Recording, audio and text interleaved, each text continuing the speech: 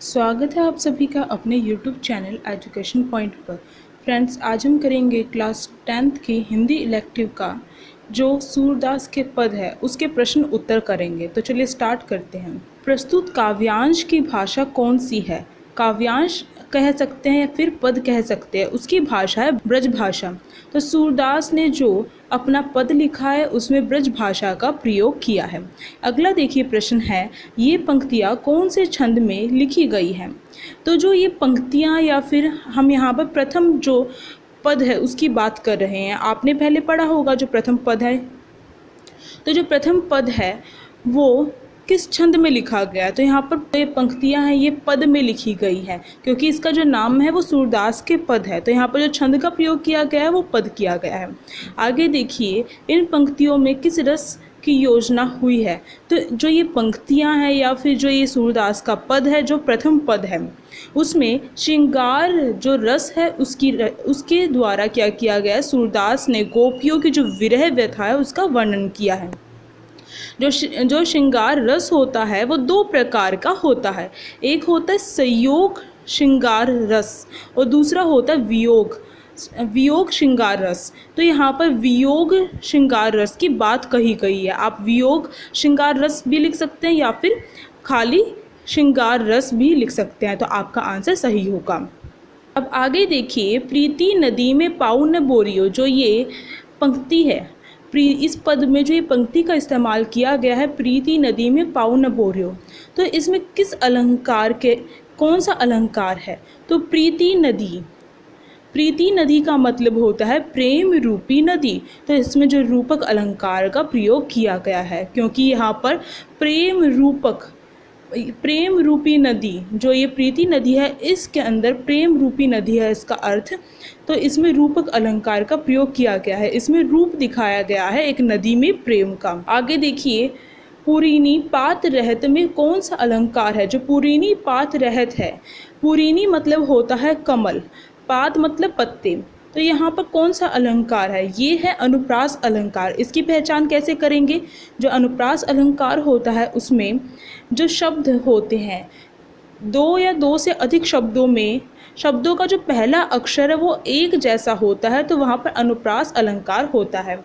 जैसे कि पुरीनी जो ये शब्द है और जो ये पात शब्द है, तो इन दोनों में पुरीनी और पात इन दोनों में जो ये पै अक्षर है, जो प्रथम अक्षर है इन दोनों शब्द का, वो क्या है? पै है।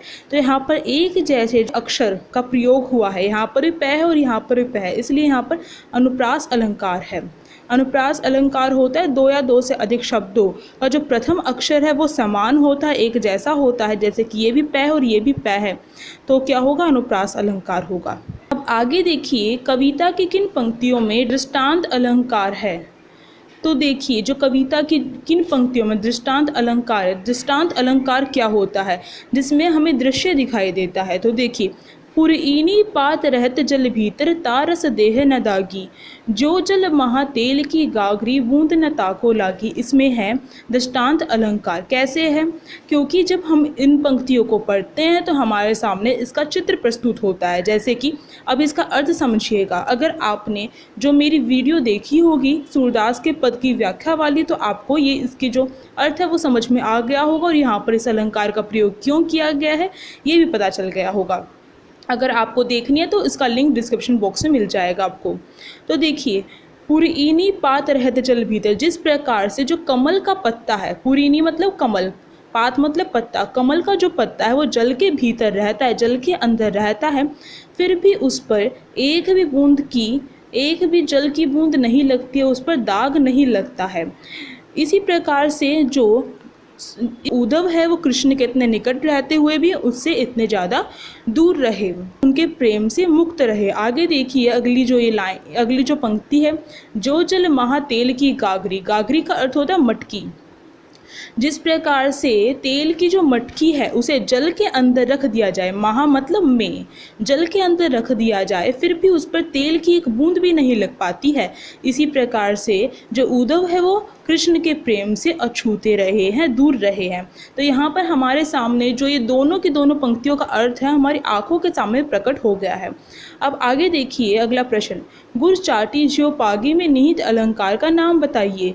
गुर चाटी ज्यो पागी इसमें कौन सा अलंकार है?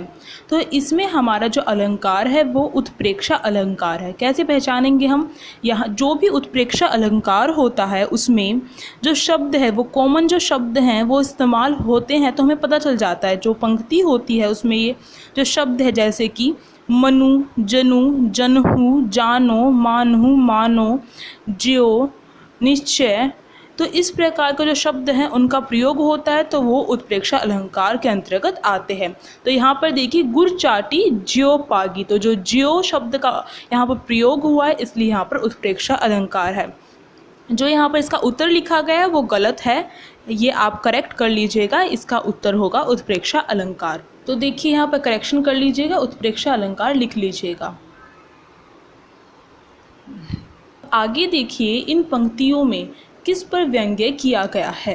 जो ये पंक्तियाँ हमने ऊपर पढ़ी है, सूरदास के पद का जो प्रथम पद है वो पढ़ा है, तो इसमें किसके ऊपर व्यंग्य किया गया है? जो गोपियाँ हैं वो उद्धव पर व्यंग्य करती हैं, क्योंकि जिस समय कृष्ण को उनके सामने आना चाहिए था, कृष्ण को आना चाहिए था उनसे मिलने, उसके स्थान पर जो उद्धव है वो आ जाते हैं उन्हें ज्ञान मार्ग दर्शाने के लिए, इसलिए गोपियाँ चिढ़ जाती हैं और उन पर क्या करती है? व्यंग्य करती हैं। आगे देखिए गुड़ चाटी जो पागी कहकर जो गोपियाँ है वो यह बताना चाहती है कि जिस प्रकार से गुड़ मतलब होता है गुड़ और चाटी मतलब चीटी, पागी मतलब चिपका हुआ, जिस प्रकार से जो चींटियां हैं वो गुड़ को देखकर उसकी तरफ आकर्षित हो जाती हैं और उस पर जाकर चिपक जाती हैं और वह चाहकर भी फिर उससे हट नहीं पाती है, गुड़ से हट नहीं पाती है। इसी प्रकार से हम जो गोपियां हैं वो क्या हैं? कृष्ण के प्रेम में मोहित हो गई हैं, उनसे आकर्षित होकर उनसे ऐसा लगाव कर बैठी हैं कि हम अब चाहकर भी उनसे दूर नहीं हो सकती है। तो यहाँ पर जो प्रेम में समर्पण की बात कही गई है। अब आगे देखिए अंत में तुक होने से पद पर क्या प्रभाव पड़ता है। जो अंत में जो तुक है, जो पद हैं, जब हमें उसे पढ़ते हैं तो इससे क्या होता है? किसी भी पद को, किसी भी कविता को में अगर तुकों का इस्तेमाल किया गया है तो इससे संगीतात्मकता उत्पन्न होती है। ठीक है, तो इसे पढ़ के हमें ऐसा लगता है कि हम किसी संगीत रूपी जो कविता है या फिर पद है उसमें संगीतात्मकता का भाव है, इसे हम संगीत में भी कह सकते हैं। गोपियाँ उद्धव को बड़भागी क्यों कहती है? बड़भागी का अर्थ क्या होता है पहले ये समझना होगा। बड़भागी का अर्थ होता है भाग्यशाली। तो गोपियाँ उद्धव को भाग्यशाली क्यों कह रही है? गोपियाँ तो उससे चिड़ी हुई हैं। गोपियाँ उद्धव को इसलिए, यहाँ पर गोपियाँ व्यंग्य कर रही है उद्धव के ऊपर। गोपियाँ इसलिए उद्धव को भाग्यशाली कह रही हैं, बड़भागी इसलिए कह रही हैं क्योंकि वो कृष्ण के इतने समीप रहते हुए भी उनके जो प्रेम बंधन है उससे इतने ज़्यादा दूर रहे हैं, मुक्त रहे या फिर स्वतंत्र रहे हैं, जिसके कारण उन्हें वियोग रूपी जो विरह व्यथा होती है उसे भी सहन नहीं करना पड़ता है। जिस प्रकार से जो गोपियां हैं वो कृष्ण से जुदा होकर, कृष्ण से दूर रहकर क्या कर रही हैं? वियोग मना रही हैं, वियोग रूपी अग्नि में जल रही हैं। ऐसा कुछ भी उद्धव को नहीं सहन करना पड़ता है। अगला प्रश्न देखिए, कविता में पुरइनी पात। अभी तक हमने जो प्रश्न ऊपर देखे थे वो प्रश्न थे आपके 1 मार्क्स के, 1 नंबर के जो प्रश्न पूछे जाते हैं जब आपको पद दे दिया जाता है उसके नीचे 5 प्रश्न पूछे जाते हैं। अब जो ये प्रश्न देख रहे हैं आप, ये आपके 3 नंबर में प्रश्न पूछे जाते हैं। जो कविता या फिर पद में से जो 3 नंबर के प्रश्न होते हैं वो प्रश्न है ये। अब ये जो दूसरा प्रश्न है देखिए, कविता में पुरइनी पात अर्थात कमल के पत्ते। तो पुरइनी मतलब होता है कमल और पात मतलब होता है पत्ते। तो जो कमल के पत्ते का उदाहरण किस संदर्भ में लिया गया है, ये बात मैंने आपको जब 1 मार्क्स का क्वेश्चन था तभी भी बताई थी।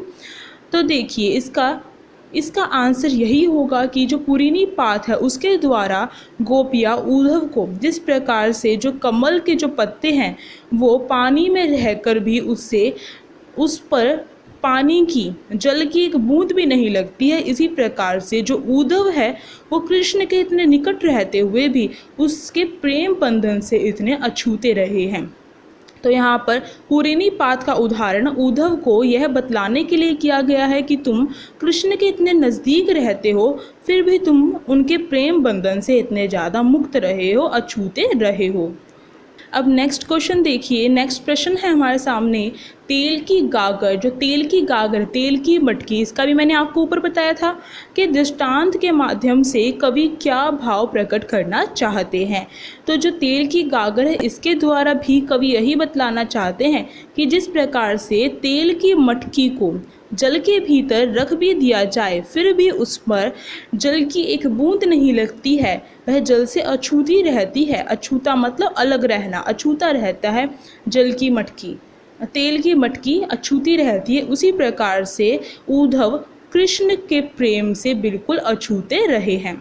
आप इसका स्क्रीनशॉट ले लीजिए जिससे आपको रिवाइज करने में कोई दिक्कत नहीं होगी।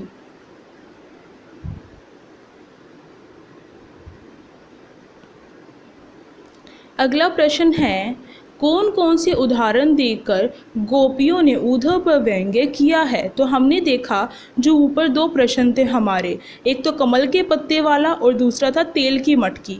इन दोनों के माध्यम से ही जो गोपियां हैं वो उद्धव पर क्या कर रही है, व्यंग्य कर रही हैं कि जिस प्रकार से कमल का पत्ता और तेल की मटकी जल के पास होते हुए भी उन पर जल का कोई प्रभाव नहीं पड़ता है, उसी प्रकार से उद्धव तुम कृष्ण के इतने नज़दीक रहते हो फिर भी तुम कृष्ण के प्रेम से बिल्कुल अछूते हो, बिल्कुल अलग हो, अनभिज्ञ हो। अनभिज्ञ का मतलब होता है अलग होना, तुम्हें कुछ पता ना होना उसके बारे में।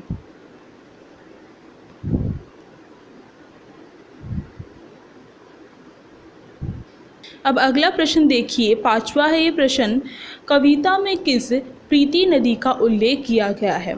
इसके माध्यम से गोपियाँ उद्धव से क्या कहना चाहती हैं। तो देखिए, इसका जो पहले हमें समझना होगा प्रीति नदी क्या होता है। प्रीति नदी का अर्थ है प्रेम रूपी नदी।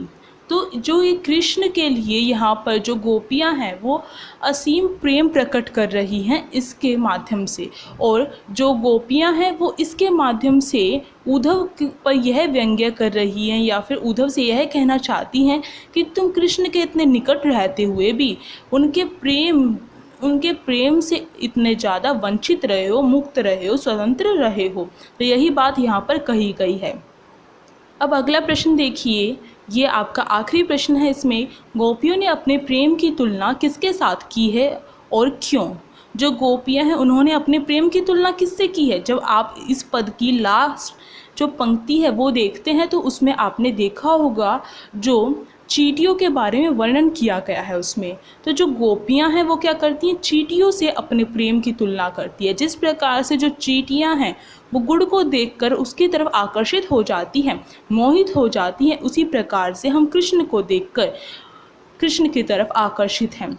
और उस पर जाकर जिस प्रकार से चींटियाँ चिपक जाती हैं गुड़ पर जाकर और चाहकर भी अलग नहीं हो सकती है, उसी प्रकार से अब हम कृष्ण से चाहकर भी अलग नहीं हो सकते हैं। तो ये जो बात है वो चींटियों से यहाँ पर इसकी तुलना की गई है।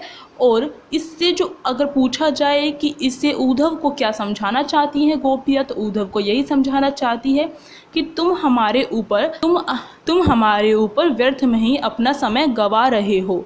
हम जो हैं वो कृष्ण से अब जुदा नहीं हो सकती है, अलग नहीं हो सकती हैं।